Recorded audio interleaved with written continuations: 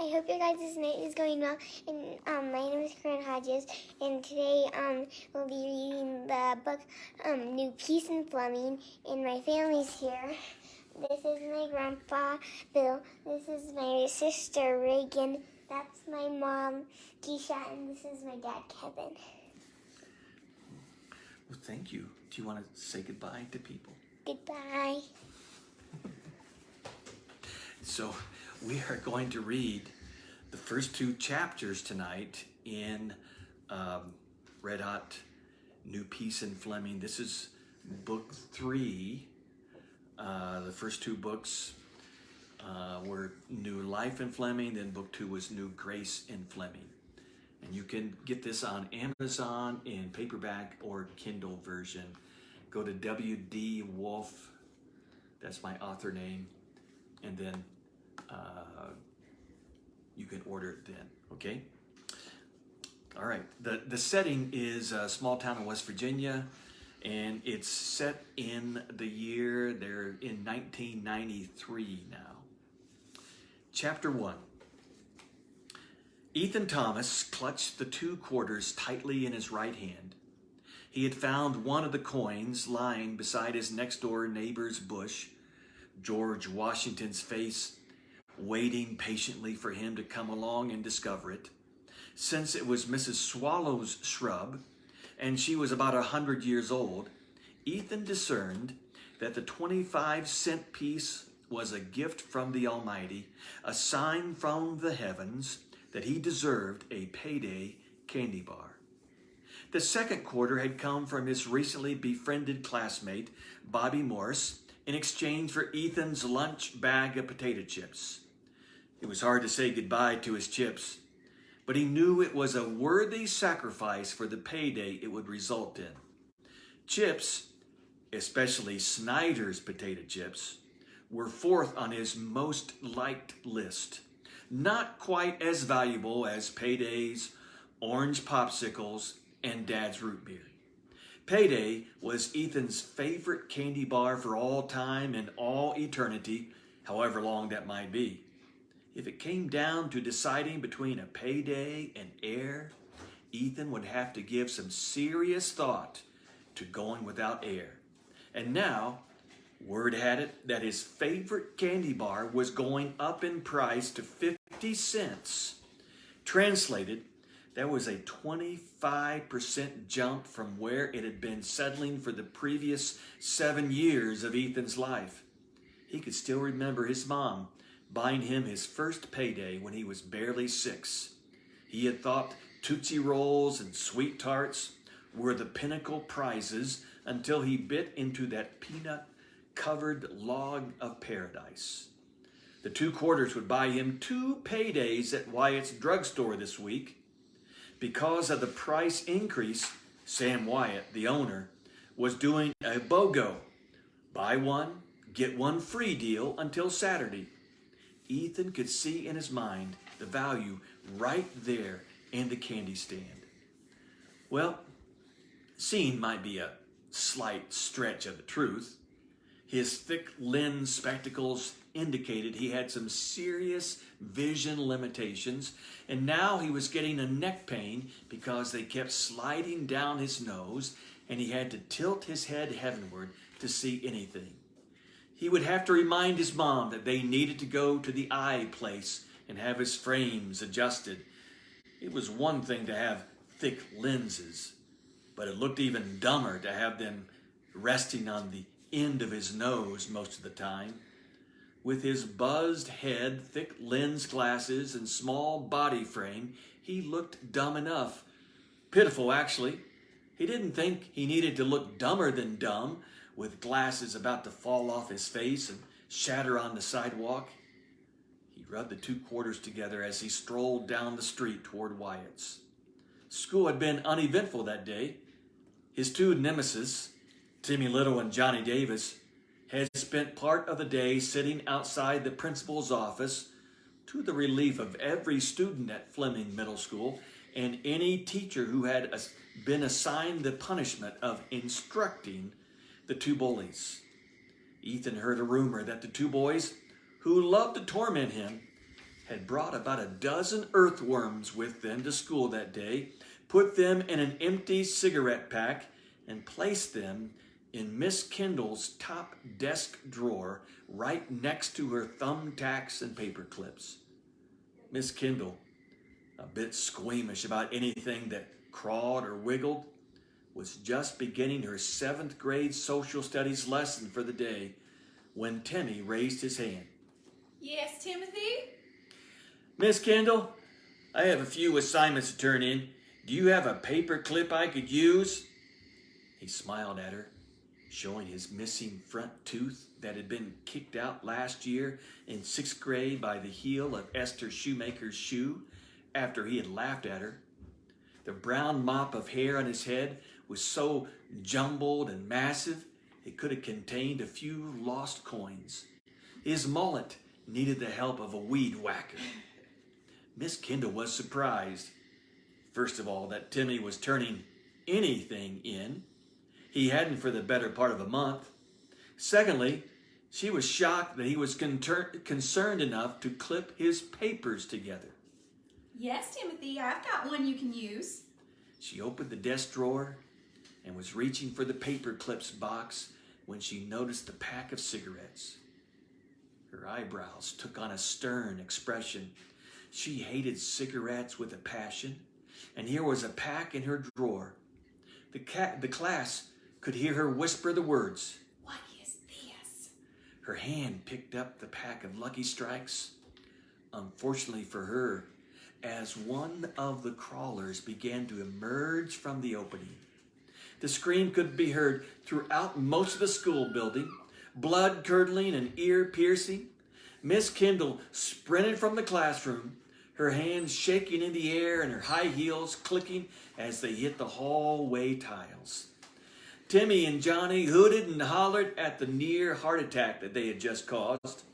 5 minutes later, they were positioned in the 2 wooden chairs outside school principal Mr. Morton's office, where they spent the rest of the school day. When they asked about lunch, Mr. Morton said they would be eating lunch right where they sat, and he'd have someone bring the meals to them.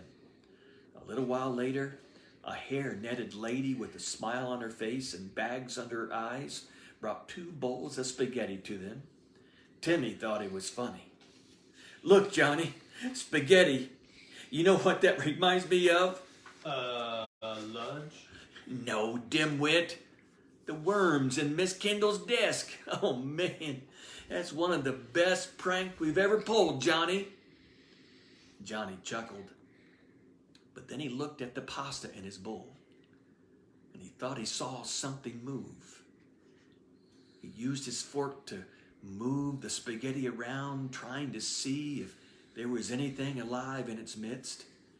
He had started to believe that everything was edible when he had the feeling that one of the noodles was looking at him. This is awesome, isn't it, Johnny? Johnny wasn't thinking so. His face was turning a slight shade of green the more he stared into his bowl.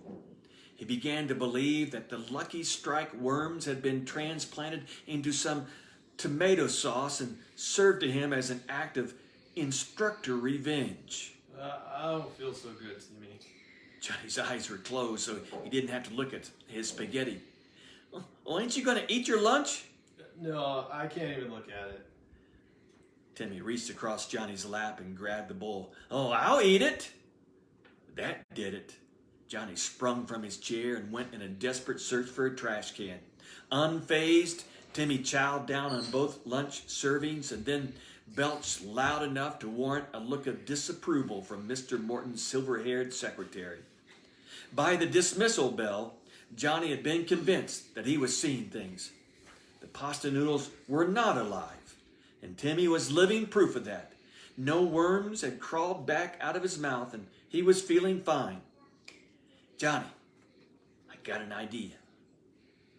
Who do we enjoy picking on more than anyone else?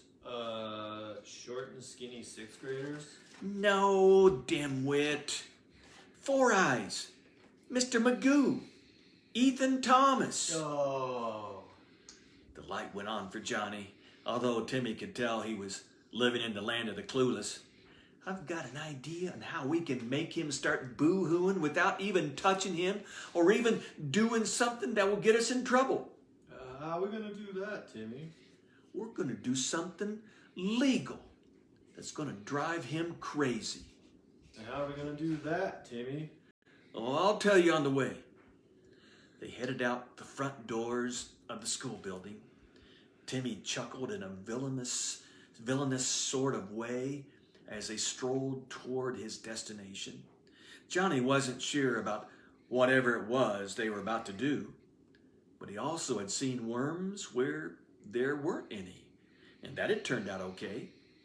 The two boys took a right at the end of the school grounds and headed toward downtown Fleming.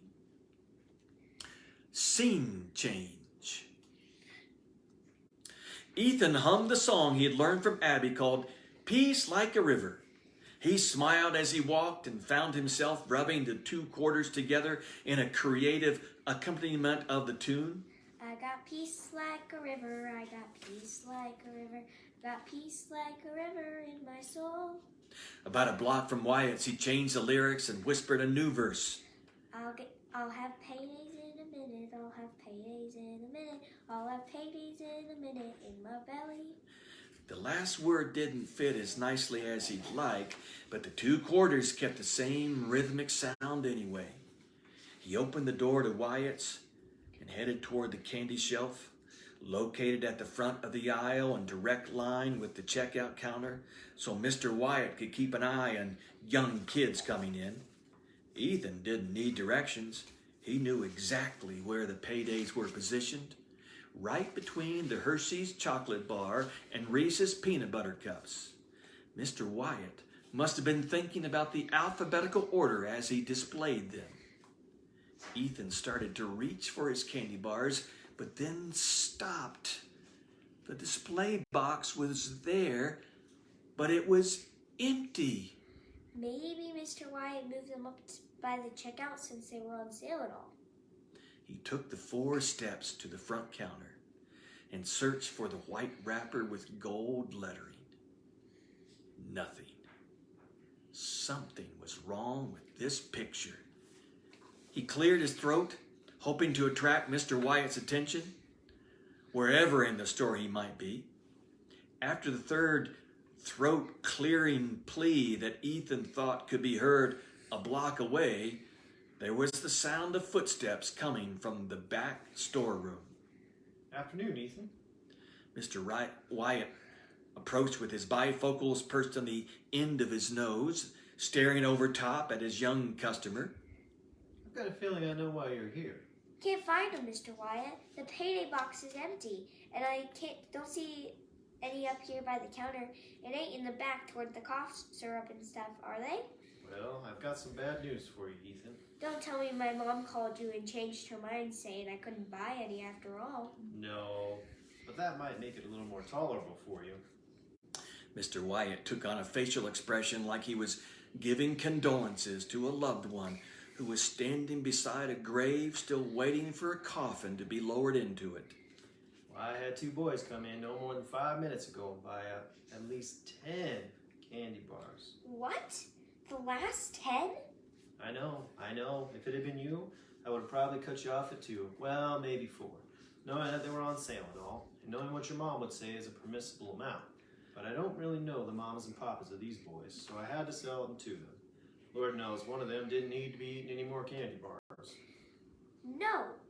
He wasn't with another boy who was already growing hair on his face, was he? Well, as a matter of fact, he was. 2 of them, both looking like they might be a handful. Timmy and Johnny, 2 of my classmates. The worst of the worst. Johnny, the one with the hair growing everywhere, is pretty much does whatever Timmy tells him to do. Johnny jumped off a cliff if Timmy told him he thought he could fly. Timmy caused milk to sour just by breathing on it. Sorry, Ethan. Those 2 clean me out. How about if I sell you a mallow cup for half the price? Thanks, Mr. Wyatt, but I'll just go home. When a boy is hankering for payday, a mallow cup might even taste bad. Maybe we've got some peanuts laying around at home that I can mix with peanut butter, close my eyes, and just pretend. Mr. Wyatt nodded his head in a consoling way and watched Ethan, his head down, shuffle his feet all the way to the door. Ethan tossed around in his mind the injustice of it all. It ain't fair. I got my 2 quarters and it's like I got nothing. Hey, loser, find any paydays in there? Ethan looked across the street at the voice that he sometimes heard in his nightmares. Timmy and Johnny sat on a bench, each of them munching and laughing. If there's one person in the whole town of Fleming who don't need a payday, oh, wrong line. If there's one person in the whole town of Fleming who don't need a payday, it's you, Timmy. Free country, Thomas. And Johnny and I felt freed up to buy the last 10 candy bars, seeing that we knew you'd be coming along and all. Ain't that right, Johnny? Yep. 3 peanuts came flying out of Johnny's mouth and landed on Timmy's shoulder. Johnny, you're supposed to eat the candy bar, not spit it all over me. Sorry, Timmy. I got too much in my mouth. 2 more peanuts followed the path the first 3 had gone. Don't say nothing else, Johnny. You're like one of those machine guns that the army uses. Johnny shook his head in obvious repentance. Which 6th graders did you threaten to beat up if they didn't give you money? Wouldn't you like to know?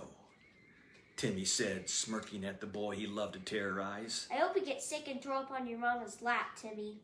Well, guess what, Four Eyes? Even if I do, I'll have eaten all the paydays I wanted, and you'll still be at 0. You're like a bad rash that won't go away, Timmy. Here's the thing, buddy boy. What Johnny and I done did is all legal, and we can't get in trouble for it. Ain't that right, Johnny? Timmy put his hand up to block the peanuts. Just nod your head, Johnny. Johnny gave a nod. At the same time, he was trying to swallow and broke into a coughing fit. Pretty proud of yourself, aren't you, Timmy? You betcha. Well, don't get me wrong, blind boy. I enjoy beating on you, but this probably makes you angry as all get out. That's the best thing of all. You boys just think that trash picks itself up? The voice came from a few feet away. It was Officer Tucker of the Fleming Police Department. Huh? Replied Timmy. You got half a dozen candy bar wrappers laying on the sidewalk in front of you, Timmy, and knowing your reputation for putting graffiti all over town, my guess is you're thinking you'll just leave them there. Well, I was just... Going to pick them up?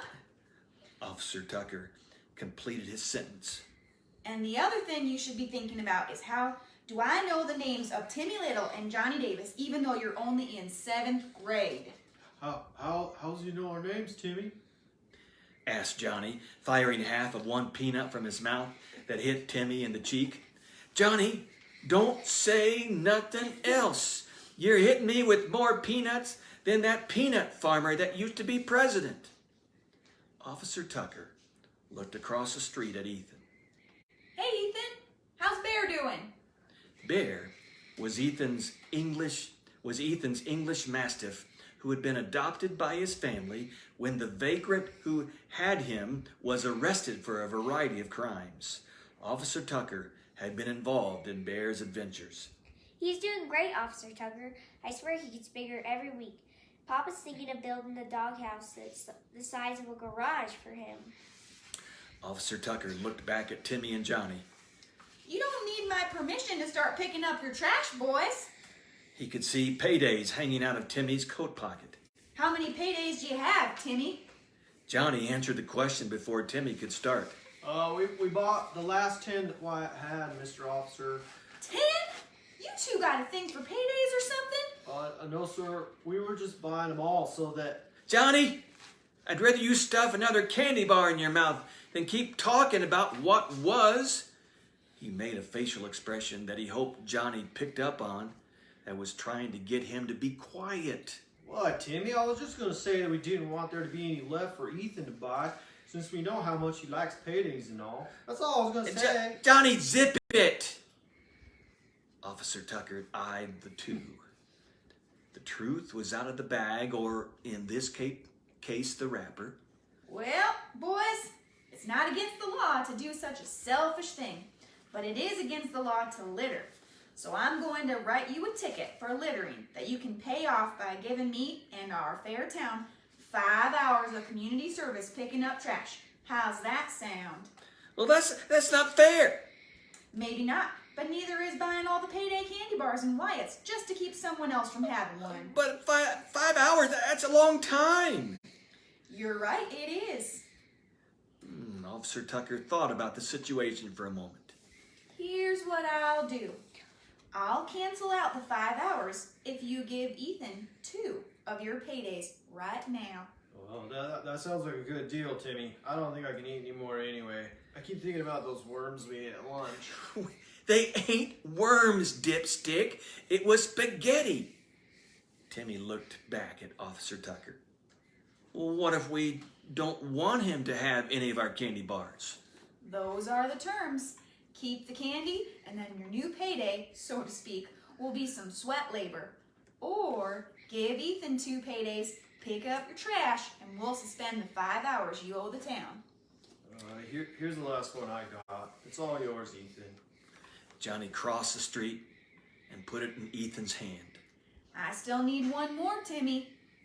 He waited, staring at the 7th grader, who was 3 times the size of Ethan.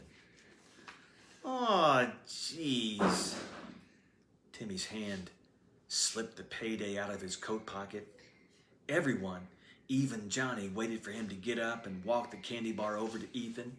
Timmy raised his body off the bench with a grunt, his head lowered and his eyes looking at the concrete in front of him.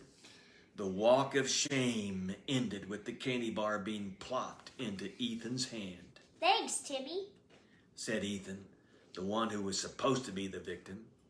Timmy muttered something that sounded like an expletive to Ethan and then walked back to where Officer Tucker stood. Wrappers? Said the policeman, pointing at the litter. The 2 boys picked them all up, and Officer Tucker made a head motion that told them they were excused. As they headed down the sidewalk, Timmy gave a brief look of revenge in Ethan's direction. They'd get him somehow, some way, someday.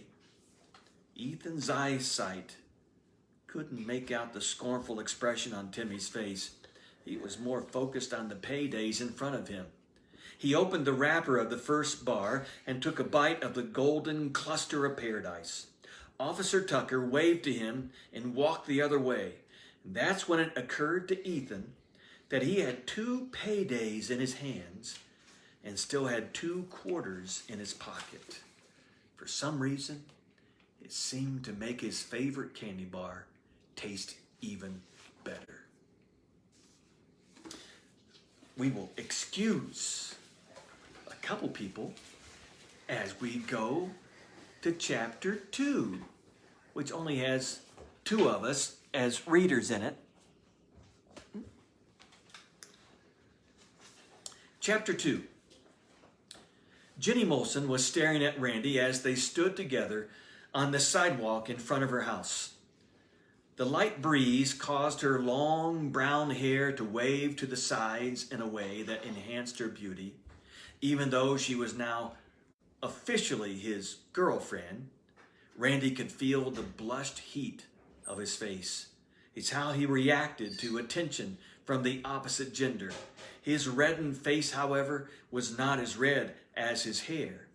What was on top of his head caused him to resemble the burning bush that Moses encountered in the wilderness story from the Old Testament book of Exodus.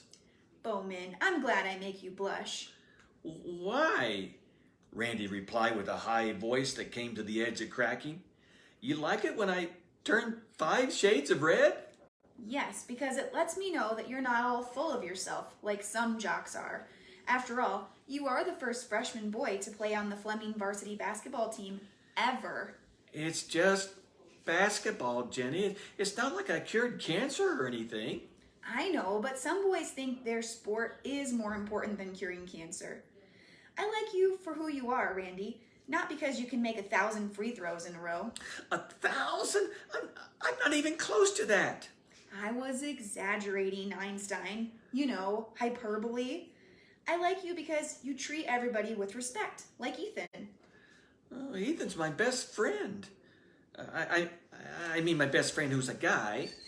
I know what you meant. But listen, before you moved here, Ethan didn't have any friends. No one would have even thought about the star athlete from the high school being a 7th grader's best friend.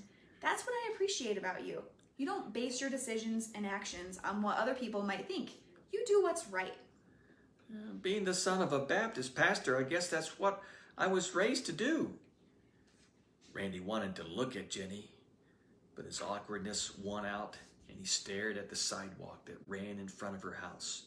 He noticed the curvy line of a crack in the concrete that reminded him of the windshield in his grandfather's old Chevy truck. Jenny was the first girlfriend he had ever had. Taken in by her strawberry fragrance and charm, he still felt more comfortable holding a basketball in his hand than her hand in his. She was the prettiest girl his age he had ever seen, and yet the thought of holding her hand made his palms sweat like an RC Cola bottle on a hot and humid West Virginia summer afternoon. He tried to wipe off the hand moisture on the inside of his pants pockets, but it felt like the perspiration was turning his pocket into a wet washcloth. His school friend, Freddie Smith, son of the town mortician, told him to put a handkerchief in each pocket. Jenny, however, questioned him about why he always put his hands in his pockets before taking hold of hers that she extended toward him. He had no answer. Most of the time, he didn't know what to say to the questions Jenny put before him.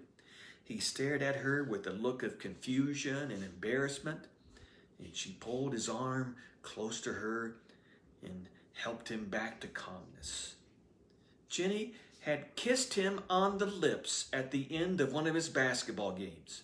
He almost went into shock, but looked forward to the next time it might happen. The only females who had ever kissed Randy before that moment were his mom, his Grammy Bowman, and his younger sister Abby when she was about 3. Abby had slobbered a kiss on his cheek, while his mom and Grammy had kissed him on the forehead. Jenny was the first one to plant her lips on his. He hoped he had done it correctly. She hadn't looked at him with a weird expression on her face. He had taken that as a good sign. Randy, when you go off to play basketball for the Kentucky Wildcats, will you still remember me? Yes?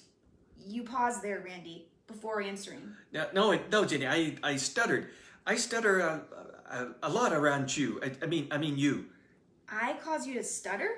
I mean, you're so pretty and That's okay, Randy. It's kind of cute and sweet that you stammer a little bit when you get nervous around me. I'm trying. You think you'll stammer and sputter like that when you meet a girl you're interested in at the University of Kentucky? Jenny! Just checking. Truth be told, he dreaded the day that their lives might take different paths. She was probably going to Marshall University in Huntington, the same institution of higher learning that both of her parents had attended for their undergraduate and graduate degrees. Mr. Molson was now the principal of Fleming Elementary. Jenny's mom taught 8th grade language arts. If Kentucky didn't work out for Randy, Marshall would be another place where he wouldn't mind taking up his college studies. The Thundering Herd had already sent assistant coaches to several of his basketball games toward the end of the season after word about the flaming red-haired freshman had circulated around parts of the state. Of course, it would be toward the completion of the season because he had played on the junior varsity team for the first 8 games before being moved up to the Fleming Flames varsity. Maybe I'll go to Marshall. Bowman, you've got Wildcat blue blood in you. I'm not sure that would mix very well with the green of Marshall. Just because my grandfather played at Kentucky doesn't mean I'm good enough to play there. I guess you've got about 3 years to prove you are. She tugged on his arm for a moment to make sure he was listening. You'll do fine, Randy Bowman. You'll do just fine. Whatever happens to you in basketball, I just want you to know that I'm blessed to be your girlfriend, and even to have been your girlfriend. You're not exactly a smooth talker, but you're about the sweetest boy I've ever known. He glanced at her, bit his lower lip, and then made the scary move of putting his arm around her and hugging her. She reached up and kissed him on the cheek. He didn't even blush this time. Jenny, I never thought you'd be interested in me. What are you talking about? I mean, with my hair being so bright red and not being much to look at and stuff. You're as handsome can be. What's that mean? Something my mom always says to my dad when they're about to get all mushy in the kitchen. Your parents do that? I thought only my mom and dad did stuff like that. I think most parents do that, Randy. And since I'm the only child, I don't have anybody else to gag with. He smiled at her remark, and then she went back to her look of consternation. You're as handsome can be, Randy Bowman. Why you don't believe you are just means you're not all full of yourself. So don't give me any more of your sorry looks. Got it? Okay. Now, do you want to stand here in front of my house all day or go for a walk? I might even let you hold my hand. He commenced to wiping his hands on the pocket handkerchiefs, straining to get rid of all the moisture before he dared let hers touch his palms. Jenny rolled her eyes as she waited. Ever think about wearing gloves, Randy? He made a note of it and would dig into the depths of his closet when he got back home to retrieve a pair that he knew were buried there. Maybe Jenny would think the pictures of Bugs Bunny on each of them would look cute. Speaking of gloves, how's softball going? It's okay. Right. That's why you just look like you were sucked on a lemon. Well, I'm going to be on the varsity. I guess that's the good thing. Congrats, that's awesome. I guess. Her expression told him it wasn't that awesome. Why the moping, Jenny? I'm going to be on the varsity and play about 3 innings in a game. Maybe. I don't think the coach has much confidence in me. You'll make a believer out of him, Jenny. It's hard, Randy. I've always been the one who played the whole game, batted 3rd or 4th, and got intentionally walked a lot. Now it seems like I'm at the bottom of the heap. It's making me nervous in one way and too anxious in others. When I get my swings in batting practice, I'm just not in rhythm. I feel like I'm back playing t-ball again when I'd hit the tee more than the ball. It's hard to be patient when you're used to being the best. You were patient when you started the season on the JV team. You didn't get upset and discouraged. Jenny, the thing is, I was going to be playing most of the game regardless of the team I was on. That was more important to me than being on varsity. Your situation's different. You're not getting to play as much because you are on the varsity. What you're going through is more difficult than what I went through. I guess. Well, listen, I'll be there to cheer you on no matter what. Thanks, Randy. She turned and faced him, put her hands behind his neck, and reeled him in for a kiss. He could feel an electric charge going down his arms and into his perspiring hands. You're the best. Thanks. And thanks for joining us as we read the first 2 chapters in the new book. And you can get it on Amazon in paperback or Kindle version. Leave us a comment on what you think. Here comes Reagan. Say bye, Reagan. Bye. And we will see you all maybe next Sunday night.